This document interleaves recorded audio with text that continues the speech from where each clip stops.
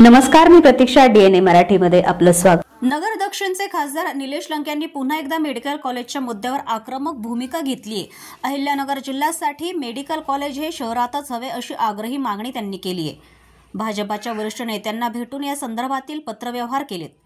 सरकारने त्यांना तत्वतः मंजुरीही दिली आहे. महाराष्ट्राचे मुख्यमंत्री देवेंद्र फडणवीस यांनी पुण्यश्लोक अहिल्यादेवी होळकर यांच्या जन्मगावी झालेल्या मंत्रिमंडळ बैठकीत पुण्यश्लोक अहिल्यादेवी होळकर नावानं मेडिकल कॉलेज सुरू होईल अशी घोषणा केली होती. त्यानंतर समितीने अहिल्यानगरमध्ये जागेची पाहणी देखील केली आहे. मात्र आता हे कॉलेज शिर्डी किंवा राहता येथे हलवण्याचा प्रयत्न काही राजकीय मंडळी करत असल्याचा गंभीर आरोप खासदार लंके यांनी केलाय. कुठल्याही परिस्थितीत मेडिकल कॉलेज नगर शहरालगतच हवे असे ठाम मत मांडत त्यांनी आंदोलनाचीही तयारी दर्शविली आहे. लंके यांनी पालकमंत्री व जलसंधारण मंत्री राधाकृष्ण विखे पाटील यांचे नाव न घेता केलेली टीका लक्षवेधी ठरली आहे. त्यामुळे मेडिकल कॉलेजच्या मुद्द्यावरून लंके विखे संघर्ष पुन्हा पेटण्याचे चिन्ह दिसत आहेत. अहिल्यानगर जिल्ह्याच्या हक्कासाठी खासदार लंके आक्रमक भूमिकेत उतरले असून आगामी काळात यावरून मोठा राजकीय संघर्ष होण्याची शक्यता दर्शवली जाते. इथं होईन ना, इथं झालंच पाहिजे ही माझी महत्त्वाची भूमिका आहे. त्यासाठी मी वेळेप्रसंगी आंदोलन सुद्धा करीन.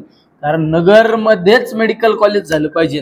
अहिल्यानगर हे जिल्ह्याचं सेंटर आहे, त्या परिसरामध्येच झालं पाहिजे. तुम्ही एका बाजूला जर मेडिकल कॉलेज घेऊन जाता, याच्यात इंटरेस्ट काय? त्यामुळे माझी सर्वपक्षीय आमदारांना आणि सर्वपक्षीय खासदारांना माझी विनंती आहे की तुम्ही सुद्धा, मी कुठल्या पक्षाचा खासदार बोलतो यापेक्षा मी जिल्ह्याचा विचार करून बोलतो, तुम्ही सुद्धा याच विचारावर सगळ्यांनी ठाम राहिले पाहिजेत. ज्यांनी ज्याच्या पक्षाच्या नेते मंडळींना सांगितलं पाहिजे. आता मी सीएमला पत्र देणार, सीएमशी सुद्धा मी तेच बोलणार आहे. उलट माझं म्हणणं आहे सगळ्या आमदारांनी पत्र दिलं पाहिजे सीएमला. इतर पक्षाच्या आमदारांशी संपर्क करणार ना, काय अडचण काय आहे संपर्क करायला. प्रतिनिधी मुंतजीर शेख, DNA मराठी, अहिल्यानगर.